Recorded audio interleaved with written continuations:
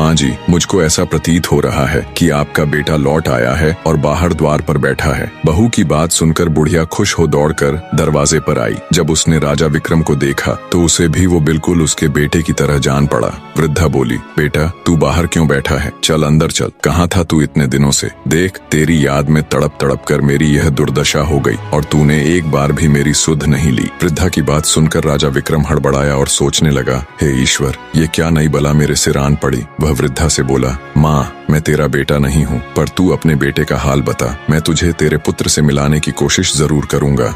बूढ़ी औरत रोते हुए राजा को अपनी बात बताने लगी। मेरा बेटा जब 12 वर्ष का था तब उसका विवाह हो गया था। विवाह के कुछ ही दिन बाद वो कहीं चला गया। आज 20 वर्ष होने को आए मगर उसकी कोई खैर खबर नहीं। वो अब तक लौट कर नहीं आया। उसकी पत्नी बेचारी चिंता में सूख कर कांटा हो गई है। राजा बोला, बुढ़िया माई, क्या तुझे उसके या उसके किसी पते के बारे में मालूम है कि वह कहाँ है? वृद्धा ने कहा, मैंने कुछ लोगों से सुना है कि दक्षिण दिशा में वीरसेन नामक राजा राज्य करता है, जो हर रोज गरीबों में 1.25 मन सोना दान करता है। उसी राजा के महल में मेरा बेटा दुर्जन नौकरी करता है। तब विक्रमादित्य ने कहा, बुढ़िया माई, अब तू किसी बात की चिंता मत कर। ईश्वर चाहेगा तो तेरा बेटा शीघ्र ही तुझसे आकर मिलेगा। इतना कहकर राजा विक्रम वहां से दक्षिण दिशा की ओर चल दिए। कुछ दिनों की यात्रा के पश्चात वे दक्षिण दिशा पहुंच गए। विक्रम वहां से पूछते पूछते राजा के महल के द्वार पर पहुंचा और द्वारपाल से बोला, भाई, आप दुर्जन को मुझ पथिक का संदेश भिजवाने का कष्ट करें कि तुम्हारे गांव से एक आदमी आया है और वह तुमसे मिलना चाहता है। द्वारपाल ने भीतर जाकर दुर्जन को विक्रम का संदेश दे दिया, जिसे सुनकर वह द्वार पर आया और विक्रम को अपने गांव का निवासी समझकर उसे अपने डेरे पर ले गया। विक्रमादित्य ने कहा, भाई, तुमको ऐसा नहीं करना चाहिए था। जब से तुम आए हो तब से घर की सूरत तक नहीं देखी। तुम्हारे घर तुम्हारी माता और पत्नी रो रो कर दिन बिताती हैं। तुम्हारे लिए उचित यही है कि जैसे भी बने शीघ्र ही उनकी सुध लो। दुर्जन बोला, भाई, मैं क्या करूं? विवश हूं। न तो महाराज मुझे छुट्टी देते हैं, न इस्तीफा लेते हैं। फिर भला मैं किस प्रकार जा सकता हूं? विक्रम बोला, इसकी तुम चिंता न करो, तुम्हारे बदले में मैं नौकरी कर लूंगा। अब दुर्जन ने राजा से कहा, महाराज, मेरा भाई गांव से आया है। वह मेरे बदले आपके यहाँ नौकरी करेगा। आप कृपा कर मुझे कुछ दिनों के लिए छुट्टी दे दें, क्योंकि मेरी माँ व पत्नी मेरे लिए बहुत व्याकुल हैं। राजा वीरसेन बोला, अच्छा, अपने भाई को नौकरी पर छोड़कर तुम 1 महीने के लिए अपने घर हो आओ। यह सुनकर दुर्जन ने विक्रम को नौकरी पर छोड़ा और स्वयं राजा से विदा लेकर अपने घर को चल दिया और विक्रम उसके बदले नौकरी करने लगा। खुद एक राजा होते हुए भी बड़े हृदय वाले राजा विक्रमादित्य दूसरों के दुख दूर करने के लिए राजा वीरसेन के यहाँ नौकरी करने लगे। राजा वीरसेन का नियम था कि हर रोज वो आधी रात को शहर से बाहर एक देवी के मंदिर में जाता। देवी उसे पकड़कर तेल के खौलते कड़ाह में डाल देती। जब राजा उसमें भुन जाता तब वह उसे निकाल कर खा जाती। तत्पश्चात उसकी हड्डियों को इकट्ठा करती, फिर उन पर अमृत छिड़क देती। इस प्रकार राजा पुनः जीवित हो जाता। बाद में देवी अक्षय झांझर हिलाकर 1.25 मन सोना राजा को देती, जिसे लेकर राजा वीरसेन चुपचाप महल लौट आता और प्रातःकाल वही सोना ब्राह्मणों को दान कर देता। एक दिन राजा विक्रम ने अपने मन में विचार किया कि राजा के पास इतना सोना कहाँ से आता है और हर रोज आधी रात को वो कहाँ जाता है। इसका भेद अवश्य जानना चाहिए। दूसरे दिन आधी रात के समय जब वीरसेन ने देवी के मंदिर के लिए प्रस्थान किया तो राजा विक्रम भी उसके पीछे पीछे चल पड़ा। मंदिर में एक तरफ छिपकर उसने खोलते तेल के कड़ाह में जब राजा को भूनते देखा तो विक्रमादित्य का हृदय द्रवित हो उठा। सारा हाल देख वो भारी हृदय के साथ अपने स्थान पर वापस आ गया और विचार किया, राजा बड़े कष्ट से सोना लाता है, कैसे भी करके इसका दुख दूर करना चाहिए। राजा विक्रम बाजार गया और हर तरह के मेवे, सुगंधित वस्तुएं और तरह तरह के मसाले ले लिए। जब आधी रात का समय नजदीक आया तो विक्रमादित्य ने अपने शरीर को जगह जगह से चाकू से चीरकर सभी प्रकार के मसाले और मेवे कटे हुए स्थान पर भर लिए। अत्यंत पीड़ा सहन करते हुए राजा विक्रम चुपचाप राजा वीरसेन के कक्ष में गए और अपनी जेब से जादुई बीर निकाल उन्हें हुक्म दिया, जब तक मैं न आ जाऊं तब तक तुम राजा वीरसेन को ऐसी गफलत में रखना कि उसे होश न आए। खुद राजा वीरसेन की जगह देवी के मंदिर में पहुंच गया। विक्रम जब देवी के मंदिर में पहुंचा तो भूख से व्याकुल देवी ने उसे पकड़कर तुरंत कड़ाह में डाल दिया। जब वह भुन गया तो देवी ने उसे निकाल कर खाया। देवी ने इतना स्वादिष्ट गोश्त आज तक नहीं खाया था। वो हर रोज वीर वीरसेन को भूनकर खाती थी और उसे जीवित कर देती थी।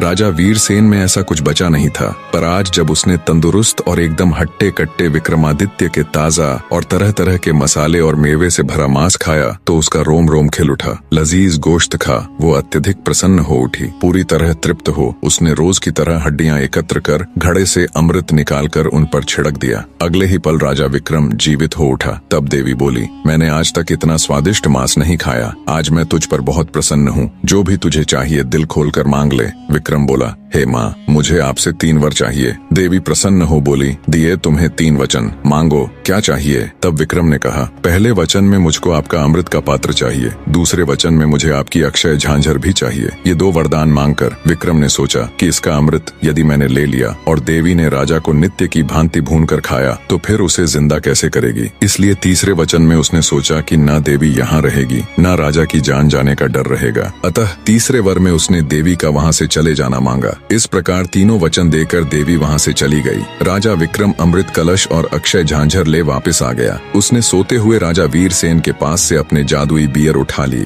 थोड़ी देर में जब वीरसेन की आंख खुली तो समय देख वह घबराकर मंदिर की ओर दौड़ा। वहाँ जाकर उसने देखा तो कोई नहीं था, कड़ाहा भी आधा पड़ा था। यह देखकर वह बहुत घबराया और मन में सोचने लगा, सुबह सोना कहाँ से दान करूंगा। लोग कहेंगे कि राजा दिवालिया हो गया, खजाने में धन नहीं रहा। ये सोचते सोचते वो घर आकर पलंग पर पड़ गया। चिंता में उसे रात भर नींद नहीं आई। करवटें बदलते बदलते ही सवेरा हो गया। भिक्षुक पुकारने लगे, महाराज प्रातः काल हो गया, दान करने के लिए सिंहासन पर विराजिए। भिक्षुकों की पुकार सुनकर राजा अत्यंत दुखी हो रहा था। महल के बाहर भिक्षुक चिल्ला रहे थे। राजा शर्म और शोक में डूबा भिक्षुओं की आवाज सुन रहा था। राजा को शोक के समुद्र में डूबा देखकर विक्रम ने कहा, हे महाराज, सुस्त क्यों हैं? सोना दान क्यों नहीं कर रहे? वीरसेन ने आदि से अंत तक सारा हाल विक्रम को कह सुनाया और बोला, आज यह ब्राह्मण वर्ग विमुख हो जाएगा तो बड़ा अन्याय होगा। तब विक्रमादित्य ने राजा वीरसेन को अक्षय झांझर दी और कहा, लो निकाल लो, इसमें से और बांट दो। इसके लिए अब तुम्हें कहीं जाने की जरूरत नहीं है, इसे अपने पास रखो। अक्षय झांझर देख राजा वीरसेन ने हैरान होते हुए पूछा, यह झांझर तुम्हारे पास कैसे आई? विक्रमादित्य ने राजा को सारा हाल कह सुनाया। सब सुनकर राजा वीरसेन विक्रमादित्य के पैरों में गिर पड़ा और बोला, आप धन्य हैं बंधु, आप कौन हैं? तब राजा विक्रम ने बताया, मैं उज्जैन नगर का राजा विक्रमादित्य हूँ। अमृत की तलाश में था कि मार्ग में मुझे दुर्जन की माता मिली। पुत्र की जुदाई में उसका बुरा हाल था। मैं उससे मिलकर यहाँ दुर्जन को उसकी माता की दुर्दशा से अवगत कराने चला आया। तब वीरसेन बोला, आप धन्य हैं राजन, जैसा आपके बारे में मैंने सुना था वैसा ही आपको पाया। वो झांझर वीरसेन को दे उनसे विदाई ले राजा विक्रम अपने राज्य की तरफ चल पड़ा। महीना पूरा होने को आया था। वायदे के मुताबिक तय समय में राजा विक्रमादित्य उज्जैन नगरी में पहुंच गए। उन्होंने ब्राह्मण को बुलाकर उसकी पत्नी की अस्थियां मंगवा ली। राजा ने ज्यों ही उनके ऊपर अमृत छिड़का त्यों ही ब्राह्मणी उठ खड़ी हुई। ब्राह्मण ने खुशी से छलकते आंसुओं के साथ राजा विक्रमादित्य के पैरों में गिरकर उनका धन्यवाद किया और अपने बुरे व्यवहार के लिए उनसे क्षमा मांगी। राजा विक्रमादित्य केवल एक महान योद्धा या शासक नहीं थे, बल्कि उन्होंने दूसरों के दुखों को दूर करने के लिए अपने जीवन को जोखिम में डालने से भी परहेज नहीं किया। उनकी अमृत की तलाश, एक ब्राह्मण के दुखी परिवार को जोड़ने का संकल्प और राजा वीरसेन की समस्या को हल करने के लिए अपनी अद्वितीय योजनाएं यह दर्शाती हैं कि एक सच्चा राजा केवल अपनी प्रजा का भला सोचता है। निष्कर्ष, जब हम अंदर से किसी का भला सोचकर किसी कार्य के लिए प्रयास करते हैं तो वो चाहे कितना ही कठिन क्यों न हो, वो मालिक, वो प्रभु हमारे लिए नए नए रास्ते खोल ही देता है। कहानी अंत तक देखने के लिए आप सबका तहे दिल से धन्यवाद।